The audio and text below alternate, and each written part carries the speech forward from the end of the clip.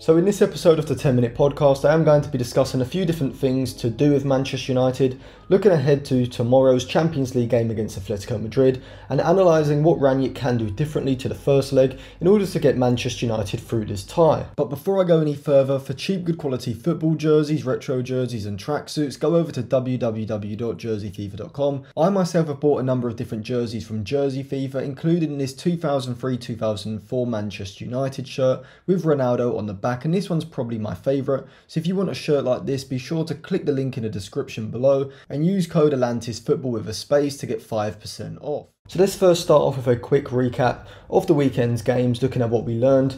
So I think obviously we can see that Ronaldo, despite the rhetoric around him over the last few weeks that he's damaging to United, that he's finished, that he's declined, obviously he's shown that that isn't true. Whilst he isn't the same player that he was obviously 4 or 5 years ago, which seems to be a lot of the criticism aimed towards him. People are basically saying that he's no longer the best player in the world, and obviously I don't think anyone, even Manchester United fans, would claim that he's at the level that someone like Mbappe or Haaland are at right now. But I still think that Ronaldo is probably top 15 best players in the world at the moment, because even if I know he's statistically he's not performing at the same level he was even last season or the season before, but he's still the joint second highest goal scorer in the Premier League with 12 goals, behind Mo Salah, who is well out in front with, I think it's 20 goals now. But Ronaldo is still scoring, and he's scoring in big games. I think from a striker, if anything, if they aren't, say, scoring the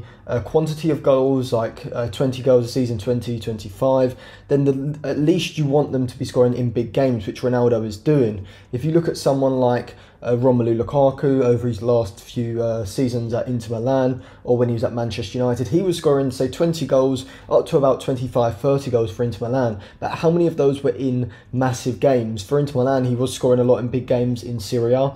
But Ronaldo is doing it in he's basically the reason Manchester United got out of the Champions League group. So if anything, you have to overweigh those goals, because obviously scoring the winner against Villarreal or Atalanta, or scoring the hat-trick against Tottenham is a lot more valuable to Manchester United than, say, scoring the second goal in a 2-0 win against, say, Brighton or Watford or whoever. So you have to factor that in as well. So just looking at stats, sometimes, particularly for goals, particularly for strikers, I would say at the top clubs, isn't really the best way of judging a full player, because you have to look at where those goals have come from, the difference they've made. And Ronaldo, certainly in that game against Tottenham, was the reason Manchester United won the game. I think Conte came out and said that if Ronaldo wasn't on the pitch, we would have won the game, and that is completely true. I don't think anyone else, maybe in world football even, has that sort of performance in that game. So Ronaldo is still extremely valuable for United, and I don't see any reason why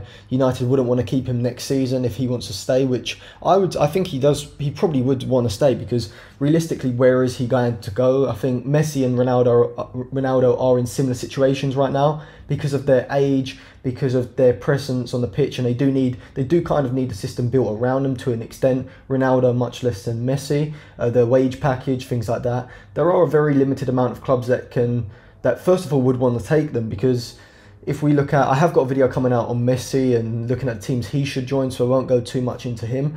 Subscribe to the channel and click the bell so you do get notified when that video comes out.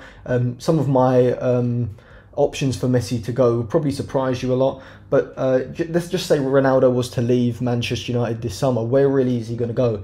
PSG would probably be the obvious option with Mbappe. It looks like he's going to leave, and Messi potentially leaving. So PSG would be the obvious option. He's not going to go to Serie A. He's not going to go back to La Liga, is he? Maybe Real Madrid, but I can't really see it, particularly with them signing Mbappe and looking to sign Haaland as well. So where realistically would Ronaldo go to improve upon Manchester United?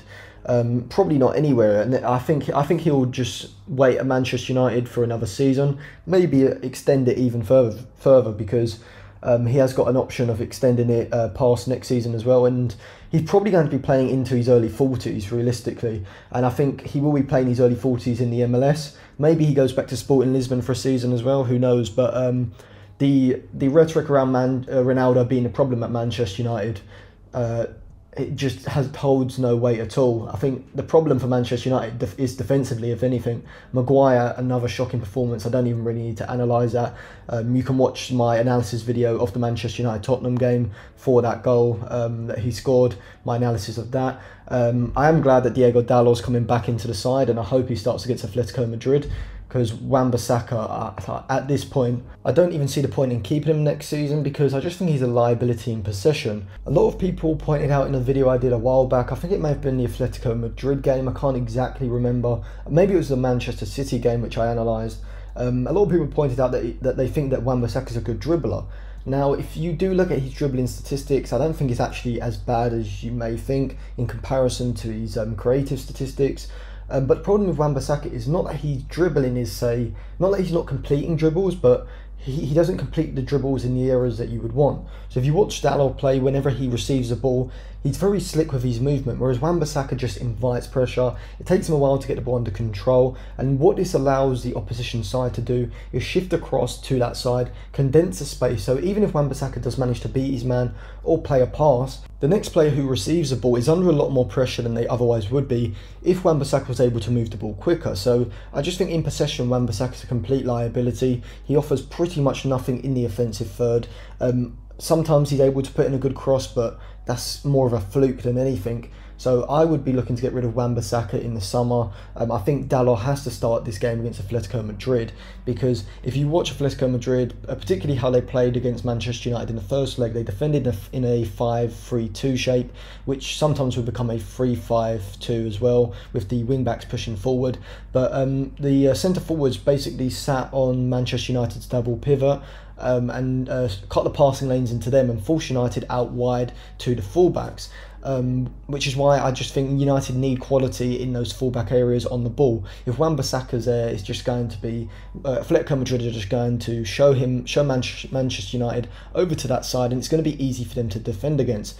I could see kind of what Ranić was trying to do with Lindelof in that position. Lindelof is a very good carrier of the ball, able to drive the ball forward, which you would anticipate would have benefited Manchester United, given that space that was there wide of Atletico's front two. But I just think Dalot is a much better long passer than either Lindelof or Wan-Bissaka, and I think he has to play, and I would play him in a kind of inverted position. Really make Atletico Madrid make a decision whether they're going to sit deep, allow United's fullbacks to have that space, or if they don't, if they're concerned with Telles and Dalot having that space to play those long passes or incisive passes in between the lines, then they're going to have to push up one of their players from the midfield line, or push up one of the wing backs, and that is just going to create more space for United further up the field. In central midfield as well, I have a feeling that McTominay is going to start. I see it's not even an easy option, because Matic does have his faults as well. I think out of possession, Matic, he doesn't really have the athleticism to cover the pitch in the same way that McTominay does, but in possession I think Matic is much better, and that will probably aid United in breaking down Atletico Madrid. So what I would probably look to do, or hope that Ranić does, is start Matic and then potentially look to make a change at half time or maybe 60 minutes in to take off Matic for McTominay, and hopefully at that point United have managed to break down Atletico Madrid, which I just don't see McTominay as a player to.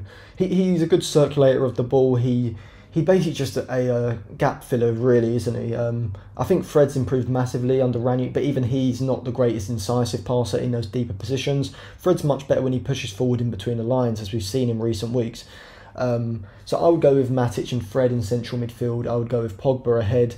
I'm not sure if Bruno Fernandes is going to be fit, but I think at the moment, I think Pogba has to start ahead of Bruno Fernandes, because I just think in recent weeks, Fernandes, he's not been as clinical in front of goal, and that was one of his major selling points. And also, I just think Manchester United are better in possession when Pogba's on the ball rather than Fernandes. So I would start Pogba ahead of Fernandes, ahead of Fred and Matic in the system. I think Sancho has to start from the left side. And from the right, I'll go with Elanga. I don't think you can even give Rashford another opportunity. I mean, he started him against Atletico Madrid, he started him against Tottenham, and he's just not even in the game at all. It's not even like he's getting into good goal-scoring positions and then messing up when he's there. It's just like he can't beat a man. He seems to take far too long on the ball, and I just see him being a complete liability as well in possession. Ronaldo's starting up front. And And I think Elanga and Sancho, they've played really well over recent weeks, providing that dribbling ability down the flanks. They combine well. I think Fred, Pogba, Sancho and Ronaldo, their interplay over the last few games has probably been the best that United have had over the whole season. So that would be my team. I'll just go through it 1 to 11. Just so you can get an idea, so David De Gea obviously I would have in goal. At centre-back, I wouldn't have Harry Maguire anywhere near the starting 11. I'd go with Lindelof and Varane, but it seems that one of them's always either injured or ill. I'm not even sure what the situation is with Bailly, but hopefully any one of those three ahead of Maguire at the moment. I'd go with Lindelof and Varane. Right back has to be Dalot for me over Wan-Bissaka.